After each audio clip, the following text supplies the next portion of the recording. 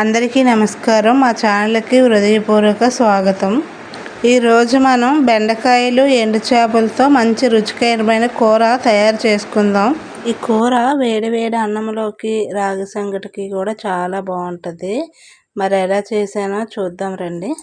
ఎండు చేపల పులుసు కోసం మనకు కావాల్సినవి అయితే ఒక 4 ఉల్లిపాయలు కట్ చేసి పెట్టుకోవాలి. అలాగే ఒక 7-8 పచ్చిమిరపకాయలు పెట్టుకున్నాను. ఒక 2 టమాటాలు పెట్టుకున్నాను. కొంచెం కొత్తిమీర, ఒక 4 బెండకాయలు పెద్ద ముక్కలు కోసి పెట్టుకున్నాను. అలాగే 3 ఎండు చేపలు వేడి నీళ్ళతో నీట్గా క్లీన్ చేసి పెట్టుకున్నాను. కొంచెం చింతపండు, ఇంత చింతపండు అయితే నానబెట్టుకున్నాను. ఇప్పుడు తయారీ విధానం చూద్దాం రండి. ముందుగా స్టవ్ వెలిగించుకోవాలి. కళాయి వేడెక్కింది కాబట్టి ఆయిల్ అయితే పోసుకోవాలి.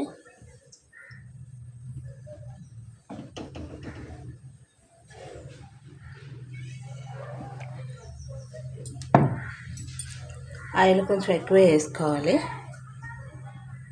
ఆయిల్ బాగా కాగింది. ఫస్ట్ అయితే ఉల్లిపాయలు వేసుకుంటున్నాను.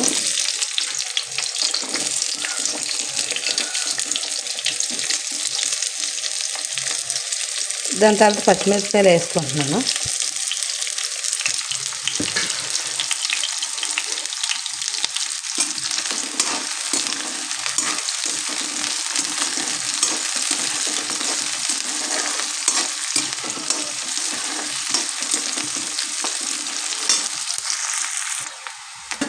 దీని తర్వాత టమాటా ముక్కలు అయితే వేసుకుంటున్నాను.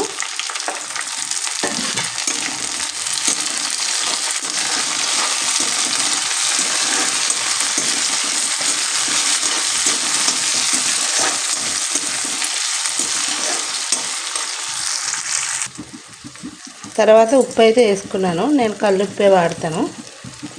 కల్లుప్పు అయితే ఇలా పులుసులకి కూరలకి మంచి టేస్ట్గా ఉంటాయి. అందుకోసమే నేను కల్లుప్పే తీసుకుంటాను. దీని తర్వాత ఈ టమాటాలు కొంచెం మగ్గడం కోసమని ఉప్పు వేసాను కదా, దీన్ని ఇలా కలిపి పెట్టుకొని చిన్న మంట పెట్టుకొని కొంచెం సేపు అయితే ఇలా మగ్గించుకోవాలి చిన్న మంట మీద. ఇదండి కొంచెం అయితే మగ్గినవి.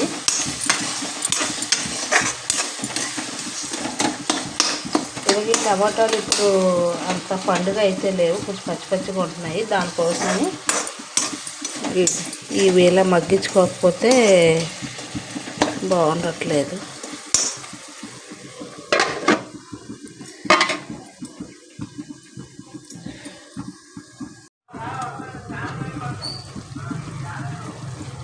ఫైనల్గా అయితే మగ్గిపోయినాయి. టమాటాలు ఉల్లిపాయలు అన్నీ మగ్గిపోయినాయి. నెక్స్ట్ ఈ ఎండు చేపలు అయితే వేసుకుంటున్నాను. ఈ రకం చేపలు పులుసుకి అయితే చాలా బాగుంటాయండి. కాకపోతే పులుసులో వేయగానే ముక్కలు ముక్కలు అయిపోతాయి. అది చూసుకొని మనం వండుకోవాలి. ఇలా ఈ ఎండు చేపల్ని నెమ్మదిగా ఒక 10 నిమిషాలు అయితే ఇలా వేపుకోవాలి. ఇప్పుడు కూరకు తగినంత కారం వేసుకోవాలి. నేనైతే ఒక 2 స్పూన్లు కారం వేసుకున్నాను. ఉప్పు స్టార్టింగ్లోనే వేస్తాను కాబట్టి ఇప్పుడు వేయనవసరం లేదు. కారం వేసుకున్నాను.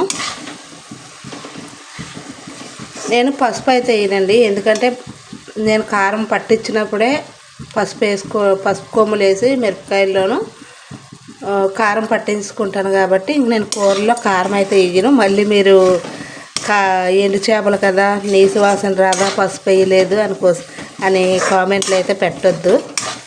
పసుపు ఉంటుంది, నా కారంలోనే ఎప్పుడు పసుపు ఉంటుంది. ఇప్పుడు కొంచెం వాటర్ అయితే వేసుకోవాలి.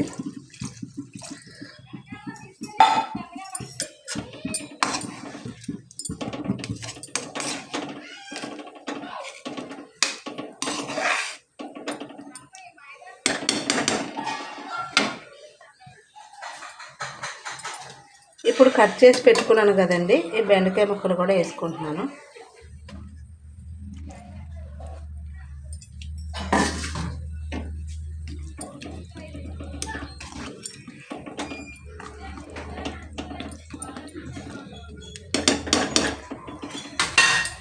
ఈ బెండకాయ ముక్కలు ఉడికే వరకు మూత పెట్టుకోవాలి. మూత పెట్టి ఉడికించుకోవాలి.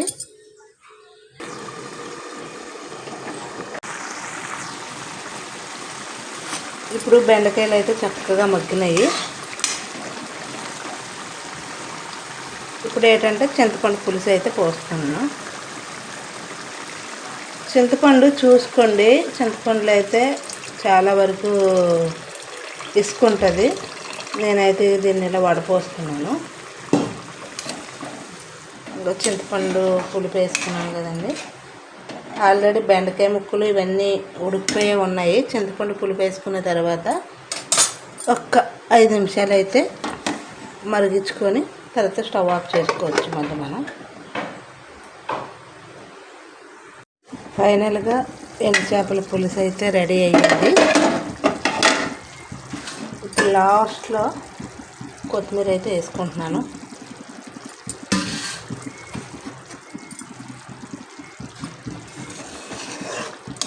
పులుసు అయితే ఇలా గుమగుమలాడిపోతుంది.